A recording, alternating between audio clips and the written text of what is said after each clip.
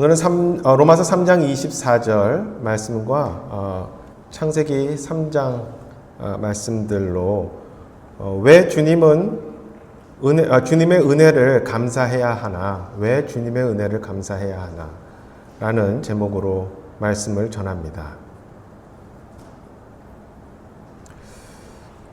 지난주에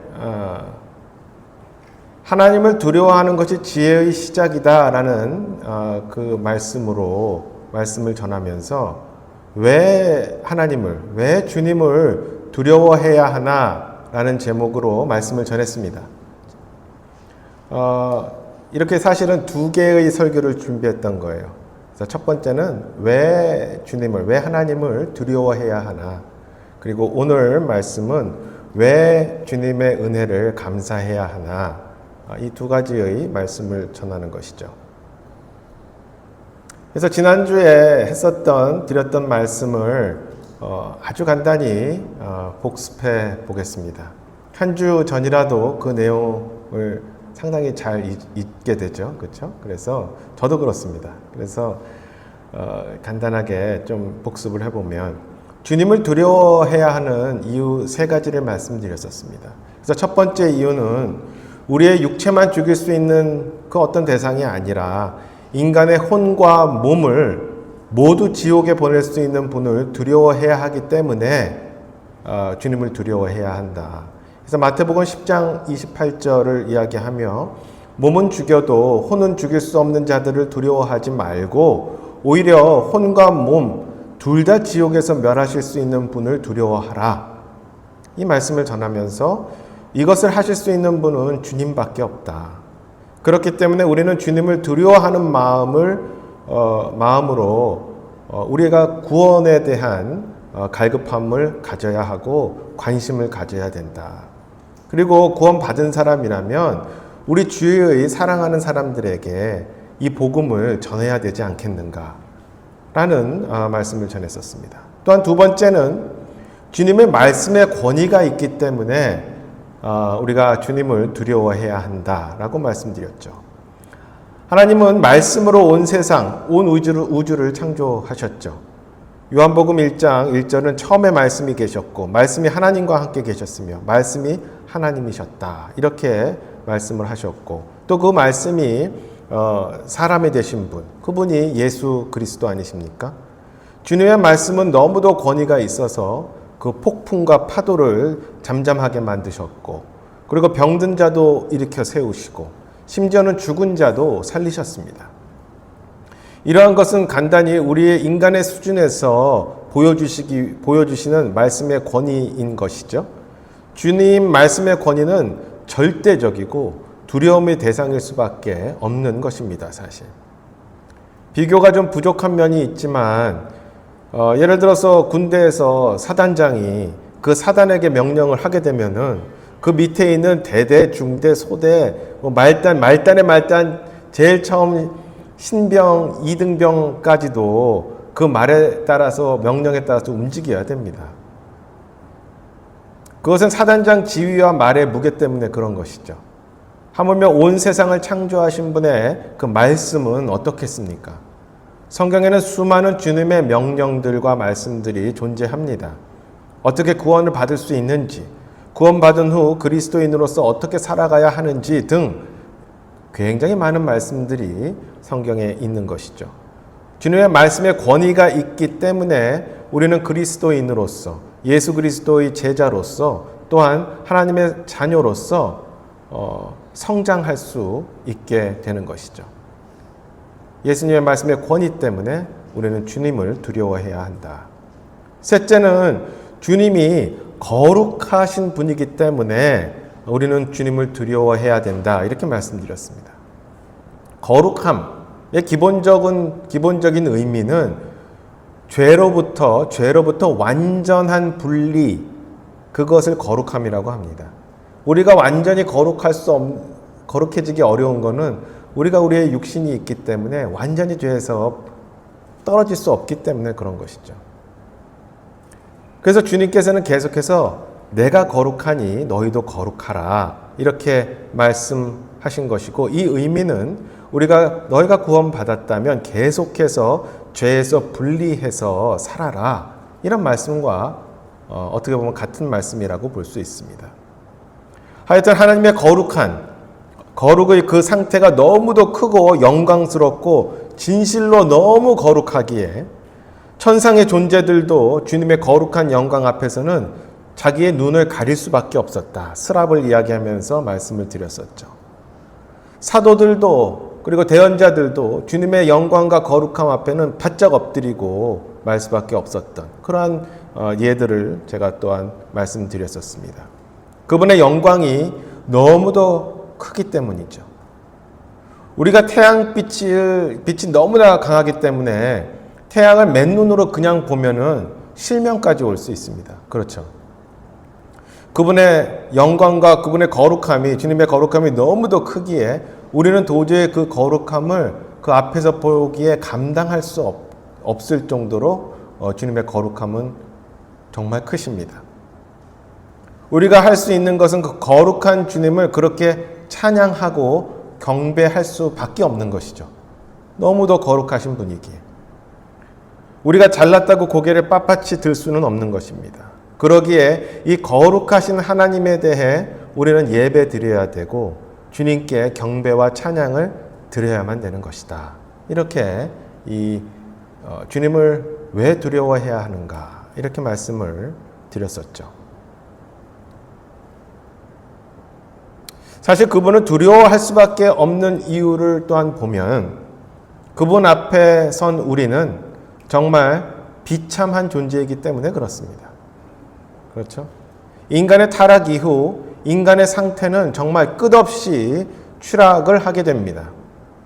인간의 상태는 도저히 고쳤을 수 없는 상태인 것이죠.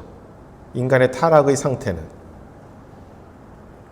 무사람들이 당신은 사랑받기 위해 태어난 사람이라고 노래하고 여러분 충분히 사랑받을 만한 사람이고 당신 안에는 위대함이 있고 당신 속에는 무한한 가능성이 있다고 이야기합니다만 사실 우리의 모습을 주님 앞에서 놓고 보았을 때는 마치 사도가 자신의 모습을 보고 이야기한 것처럼 자신이 비참한 사람이라고 이야기한 것처럼 사도 바울의 그 고백이 우리의 고백이 될 수밖에 없습니다. 죄인인 우리 안에는 사실 사랑받을 만한 점이 남아있지 않은 것이 우리의 상태입니다. 슬픈 이야기죠. 그렇지만 앞서 이야기한 듯 주님의 그 두려움 속에서 주님의 공정하고 의로움만을 강조하여 우리를 그렇게 주님께서 우리를 대하신다면 그 누구도 천국에 갈 사람은 아무도 없습니다. 그 누구도 주님의 기준에 합당히 맞는 사람은 절대로 있을 수 없습니다. 다시 말해 공의만 갖고 계신 주님이라면 우리는 모두 지옥에 갈 수밖에 없는 존재라는 것이죠. 우리 앞에는 그렇게 저주밖에 남아있지 않은 것입니다. 인간의 기본적인 타락한 상태를 생각하면. 더욱이 우리가 그렇게 지옥에 간다 하더라도 우리가 아무리 그 안에서 변명을 하더라도 하나님 앞에서는 변명조차 할 수 없는 그러한 상황이, 그러한 상태가 우리의 상태인 것이죠. 왜냐하면 우리는 모든 인간은 기본적으로 회복될 수 없는 죄인들이기 때문에 그렇습니다. 그럼 두려우신 주님 앞에 놓인 이러한 우리의 상태를 보았을 때, 두려운 주님 앞에서 우리의 상태를 그렇게 보았을 때 우리에게 필요한 것은 무엇일까요? 그것은 바로 주님의 은혜입니다. 주님의 은혜는 정말 너무도 크기에 우리가 설교로 저희 부족한 지식과 저희 부족한 믿음으로는 도저히 다 설명을 할 수가 없습니다. 오늘 그래서 주님의 은혜를 볼 수 있는 아주 작은 일부의 내용을 같이 나누고자 합니다. 인류의 역사상 가장 큰 슬픈 사건을 한번 뽑아보시오 라고 이야기를 하면 여러 가지 의견이 나올 수 있을 것입니다. 어쩌면 1차, 2차 세계대전, 십자군 전쟁, 흑사병 이런 것들을 생각할 수 있겠지만 사실 인류의 가장 큰 슬픈 사건이라고 한다면 아담의 범죄입니다. 인간까지 이렇게 6일 동안 창조하신 후에 하나님께서 그렇게 보기에 좋으셨다고 기뻐했던 그 완전했던 그 창조의 상태가 그 한 사람의 범죄로 인해서 그 완전함이 깨지게 되고 한 사람의 죄로 인해 온 인류와 온 우주가 모든 것이 죄와 저주 안에 들어가게 된 것이죠. 이 인간의 범죄는 하나님께 아마도 가장 큰 슬픈 사건이었을 것입니다. 어쩌면 이것은 이전에 있었던 것으로 생각되는 천사의 타락으로 사탄이 되어버린 이 사건보다도 더 크고 마음 아픈 사건이었을 것입니다. 그럼에도 불구하고 이 엄청난 사건을 목격하시고 바라봐야만 했었던 하나님께서는 인간을 향한 은혜를 부어주시기 시작하십니다.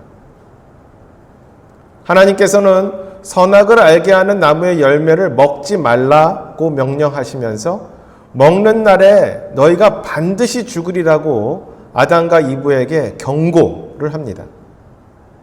창세기 2장 17절에 선악을 알게 하는 나무에서 나는 것은 먹지 말라. 네가 그 나무에서 나는 것을 먹는 날에 반드시 죽으리라 하시니라. 정말 그때는 아마도 아담과 이브는 죽는다라는 것이 무엇인지 아마 몰랐을 것 같아요. 죽는다는 게 뭐지? 그렇죠? 죽음도 없고 질병도 없고 죽는다라는 게 뭐지? 죽음이라는 그것이 얼마나 고통스러운 것인지, 얼마나 두려운 것이고, 얼마나 고통스러운 것인지, 그리고 그것이 얼마나 인간을 옥죄는 것인지, 그의 평생 삶을 살 동안 얼마나 자신을 이렇게 옥죄는 그런 공포의 대상이 되는 것인지, 그리고 훗날 아담 이후에 그 훗날 인류에 가해질 해악이 또한 얼마나 큰지 아마 아담과 이브는 결코 그것을 생각하지 못했을 것입니다. 그러나 인류 최초의 두 사람은 그 열매를 먹고 맙니다. 주님의 마음이 어땠을까요, 그때? 제가 옛날에 언제인지 모르겠는데 아마 대학 때였던 것 같은데 옛날에 아기들을 위한 연극 공연을 뭐 때문에 보러 아마 조카하고 같이 갔었던 것 같은데 연극 공연을 본 적이 있습니다.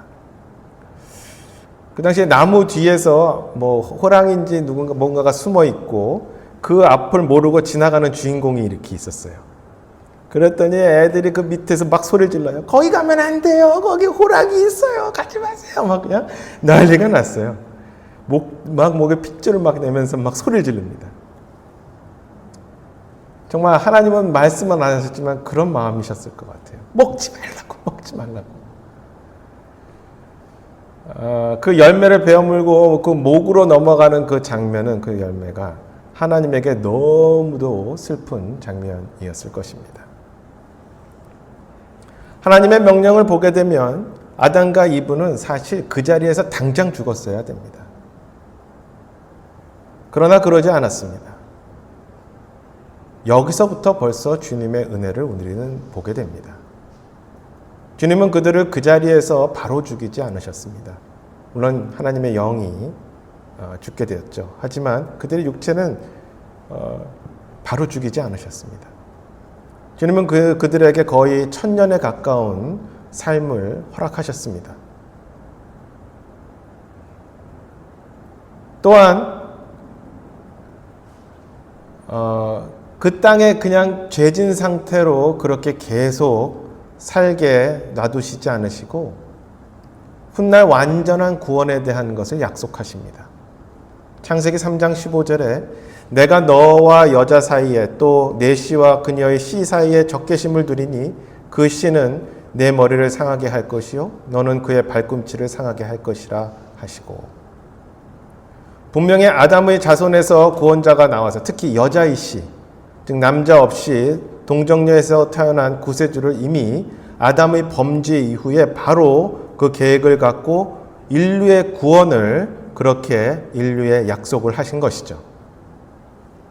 이것은 주님의 은혜죠. 그렇죠? 사실 주님께서는 너무도 슬픔을 바라보실 수밖에 없었던 것입니다. 왜냐하면 시간과 공간을 초월하시니. 왜냐하면 인류의 그 범죄를 해결하실 수 있는 분은 바로 하나님 자신밖에 없고, 그 죄의 대가는 사망일 수밖에 없고, 자신의 공의라는 법 안에서 이 문제를 스스로 또한 해결하여야만 됐기 때문에 후에 이 여자의 씨는 하나님께서 인간이 되신 예수 그리스도의 죽음으로 이어지는 것이죠. 그러니 하나님은 이미 예수님의 그 죽으심도 바라보신 것이죠. 또한 아담의 범죄 이후 세상도 죄 가운데 떨어지게 되었지만, 그래서 이 땅도 저주를 받았지만, 하나님은 그럼에도 불구하고 아담이 일을 하면서 가족을 이 땅에서 부양할 수 있도록 허락하십니다. 이것도 은혜예요, 사실은요. 그렇죠? 창세기 3장 19절을 보면 네가 땅으로 돌아갈 때까지 내 얼굴에 땀을 흘려야 빵을 먹으리니 이는 내가 땅에서 취하여졌기 때문이라. 너는 흙이니 흙으로 돌아갈 것이니라 하시니라. 이것은 범죄의 대가라고도 할 수 있겠으나 그냥 굶어 죽게 하시더라도 사실은 할 말 없는 것이죠. 그렇지만 노동을 해야 됐지만 주님은 그 노동을 통해서 아담과 그 가족에게 먹을 것을 공급하시는 것을 허락하십니다. 우리 인간은 이를 통해서 노동의 신성함, 나중에 훗날을 또한 배우게 되죠. 특히 이 땅의 소산물을 먹게 하나님께서 허락하십니다. 이것도 역시 하나님의 긍휼에서 나오는 것입니다. 그렇게 하나님은 이 땅이 그래도 먹을 것을 생산하도록, 사용할 수 있도록 그 여지를 우리 인간에게 남겨두신 것입니다. 이전에 한번 길게 설교를 했었지만 하나님께서는 인류 사상 최초로 또한 가죽옷을 만들어 입히시면서 아담과 이브의 죄를 이렇게 덮어주시죠. 피를 흘려 죄를 덮으시는 죄 용서에 대한 부분을 인간에게 그렇게 가르쳐 주십니다. 21절에 주 하나님께서 또한 아담과 그의 아내를 위해 가죽옷을 만들어 그들에게 입히시느니라. 하나님께서 그렇게 손수 긍휼으로써 입혀 주십니다.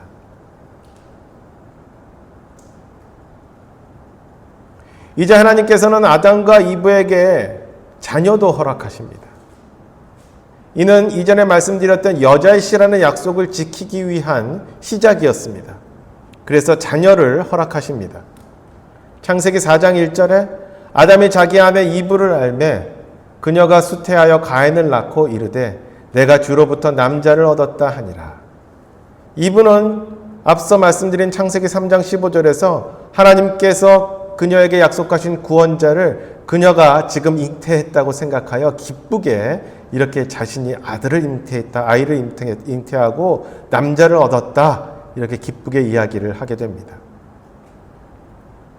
그녀는 단지 아이를 낳은 기쁨뿐만 아니라 자신의 죄를 사해줄 구원자를 낳은 것으로 생각했었던 것 같습니다. 그러나 그녀의 그 기대에도 불구하고 가인이 동생 아벨을 죽이는 끔찍한 사건이 일어납니다. 어쩌면 이브의 꿈이 산산조각 난 거죠. 그러나 하나님께서는 의로운 사람들의 족보를 이어갈 셋째 아들 셋을 허락합니다. 창세기 4장 25절에 아담이 다시 자기 아내를 알매 그녀가 아들을 낳아 그의 이름을 셋이라 하였으니 이는 그녀가 이르기를 가인이 죽인 아벨 대신 하나님께서 내게 다른 씨를 정해주셨다 하였기 때문이더라. 이 말씀을 보면 여자의 씨에서 구원자가 태어날 것이라는 하나님의 약속이 지켜진다라는 소망 속에서 하나님께서 내게 다른 씨를 정해 주셨다라고 하는 또한 기쁨의 이브의 고백을 우리는 보게 됩니다. 하나님께서는 그 인간의 죄 가운데서도 끝없는 긍휼과 은혜로서 인간을 그렇게 대해 주셨던 것이죠. 그 뒤에 약간의 오해하기 쉬운 구절도 있는데 창세기 3장 22절에서 24절을 제가 보면은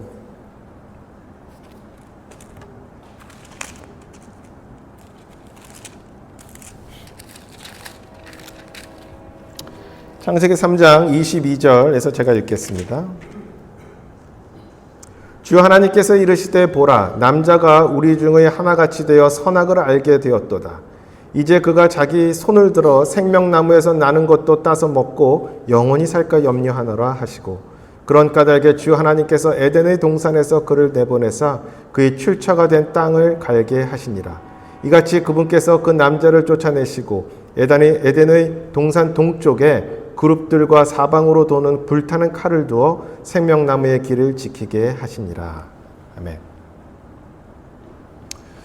이거를 보면은 생명나무에서 나는 것을 그들이 먹을까봐 그리고 영원히 그렇게 먹고 영원히 사는 것을 염려하셨습니다.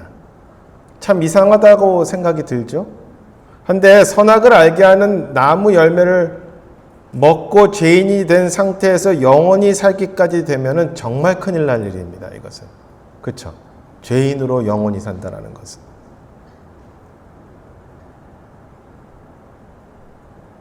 그들의 자녀들은 죄인으로 계속해서 태어날 것이고 생명나무를 계속 놔둔다면 죄인의 상태로 영원한 생명을 갖게 되면 그것은 축복이 아니고 저주가 되는 것이죠. 그래서 그들을 에덴의 동산에서 이렇게 내보내십니다. 그런데 여기에 또 하나의 주님의 긍휼이 있어 보입니다. 아담과 이브를 내쫓으시고 구름과 불타는 칼을 두고 생명나무의 길을 지키게 한다는 글에서 우리는 마치 아담과 이브를 생명나무로 가는 길을 완전히 막는 것으로 생각해 볼 수 있죠. 그러나 우리는 훗날 어떤 모형을 생각할 때 그렇지 않을 수도 있다라는 추측을 생각을 해보게 됩니다. 이것은 교리의 영역은 아니고 그냥 하나의 그냥 생각인데 우리는 언약궤를 볼 때 그 위에 그룹이 날개를 맞대고 이렇게 있는 모양을 보고 있습니다. 지성소의 모습이죠. 그리고 그 안에 지성소 안에 들어있는 그 언약궤는 하나님이 계신 곳이고 지성소는 하나님이 계신 곳이고 그 언약궤 위에 하나님께서 거하시고 그리고 이곳이 바로 대제사장이 또 그 주위에 피를 뿌리는 곳이기도 합니다. 어린 양의 피 뿌림을 통해 죄가 용서가 되는 긍휼의 자리인 것이죠. 이스라엘 백성의 대표 대제사장과 하나님이 만나는 장소가 또 지성소이기도 합니다. 즉 그룹으로 덮인 그 길은 사실 생명으로 가는 길입니다. 하나님께서는 에덴 동산에서 아담과 이브를 쫓아내셨지만 하나님을 만나는 생명의 길은 사실 보호하시고 동시에 하나님께로 올 수 있는 오직 한 길을 주님께서 열어두신 거예요. 그걸 통해서 우리는 볼 수 있는 것이죠. 구약에서는 성막과 성전을 통해서 그리고 교회 시대에서는 우리의 시대에서는 예수 그리스도를 통해서만 하나님께 갈 수 있는 그 긍휼의 자리, 길을 하나님은 이미 그때 해 놓으신 것이죠. 만들어 놓으신 것입니다. 주로 구약에서 긍휼, mercy라는 단어는 신약에서 교회 시대에 은혜라는 단어로 매우 같은 단어처럼 이렇게 이어집니다. 두 개는 사실 비슷하면서도 조금 다른 뜻입니다. 긍휼, 자비란 말은 사실 불교 용어이기 때문에 쓰지 않습니다. 긍휼은 우리가 마땅히 받아야 되는 어떤 징벌의 대가가 있지만 주님께서 주시지 않는 것을 긍휼이라고 합니다. 은혜는 우리는 받아야 할 자격이 없는데 그럼에도 불구하고 주님이 우리에게 주시는 것을 은혜라고 합니다. 뭔가 조금 비슷한 것 같은데 다르죠? 그렇죠? 이 긍휼을 강조하는 거에서 은혜의 강조로 바뀌는, 물론 계속해서 구약과 신약에서 다 쓰여지는 얘기지만 바뀌는 그 큰 전환점은 예수 그리스도가 오시면서 더욱더 그러합니다. 은혜를 통해 우리는 하나님의 인간에 대한 사랑을 은혜를 통해 더욱더 우리는 볼 수 있게 됩니다. 아담이 범죄한 후 그래도 계속해서 인간을 용서해 주셨던 하나님의 그 긍휼은 예수 그리스도를 통해서 은혜의 구원으로 완전히 완성된 것이죠. 에베소서 1장 6절 7절을 제가 받들어 읽겠습니다. 자신의 은혜의 영광을 찬양하게 하심에 따른 것이니라. 그 은혜 안에서 하나님께서 우리를 그 사랑하시는 자 안에서 받아주셨고 그 사랑하시는 자 안에서 우리가 그분의 피를 통해 구속 곧 죄들의 용서를 받았으니 이것은 하나님의 은혜의 풍성함에 따른 것이니라. 우리의 구원은 은혜의 풍성함에 따른 것이다 라고 말씀하고 있습니다. 하나님의 독생자 예수 그리스도를 하나님께서 그렇게 보내시고 그분을 죽음에 이르게까지 하면서 그분의 피로 인간의 모든 죄를 없애신 것은 하나님의 인간을 향한 은혜의 최고 정점을 우리에게 보여주신 것이다 라고 말씀드릴 수 있는 것이죠. 그것으로 그치는 것이 아닙니다. 저라면 예수님을 보내심으로써 그리고 구원에 딱 완성되면서 그 역사를 딱 끝냈을 것 같은데 주님은 또한 더 많은 사람이 구원받고 더 많은 사람이 주님의 품으로 들어오고 더 많은 사람들과 함께 영원의 시간을 천국에서 보내기 위해서 인내하시고 또 기다리십니다. 베드로후서 3장 9절에 주께서는 자신의 약속에 대해 어떤 사람들이 이행이 더디다고 생각하는 것 같이 더디지 아니하시며 오히려 우리를 향해 오래 참으사 아무도 멸망하지 아니하고 모두 회개에 이르기를 원하시느니라. 아멘. 우리는 주님이 정말 빨리 다시 오시기를 고대하고 기다립니다. 이것은 너무도 복된 소망이고 중요한 기다림입니다. 그러나 주님이 오시는 시간은 지금까지 주님이 초림하여 오신 이후 2000년이 이렇게 지연되어 흘러오고 있습니다. 사실 그것은 주님의 은혜 때문에 그렇습니다. 어쩌면 주님은 우리보다 더 빨리 오시고 싶으실지도 모릅니다. 우리가 정말 좋은 선물을 준비하고 있으면 그 선물 받을 사람이 빨리 오기를 원하지 않습니까?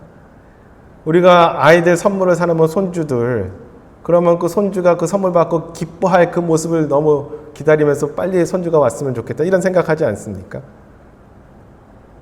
우리를 위해 거할 것을 준비하시고 우리를 기다리시는 주님은 또 얼마나 그 빨리 우리가 그 집에 살길 원하시겠습니까? 그럼에도 불구하고 주님은 기다리십니다. 다시 오시는 것을 그렇게 늦추십니다. 이 늦추시는 것은 주님의 죄인을 향한 은혜입니다. 저는 아담이 범죄한 후 아주 약간의 분량으로 주님이 아담과 이브의 범죄 직후 보여주신 그 긍휼과 주님의 은혜에 대해서 아주 간단히 말씀드렸습니다. 사실 주님의 은혜는 우리가 가늠할 수가 없이 큽니다. 주님의 은혜는 너무 커서 우리가 이해할 수도 없습니다.